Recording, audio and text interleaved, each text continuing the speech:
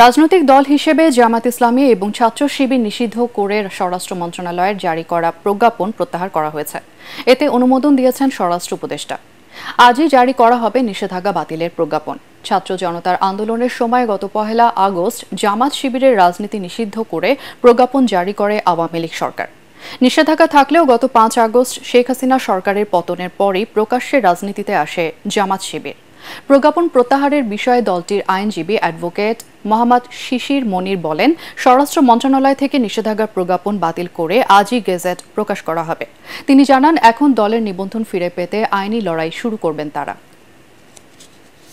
জামায়াত ইসলামী secretary জেনারেলের স্বাক্ষরিত একটি দরখাস্ত দায়ের করে।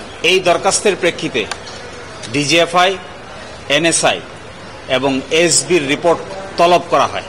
এই 3টে এজেন্সি তদন্ত সাপেক্ষে কোনো সত্যতা খুঁজে পায়নি। সকল প্রক্রিয়া সম্পন্ন হয়ে এই বিষয়টি সিদ্ধান্ত গৃহীত হয় যে অতীতে যে প্রজ্ঞাপনটি জারি করা হয়েছিল এই প্রজ্ঞাপনটিকে বাতিল ঘোষণা করা হয়।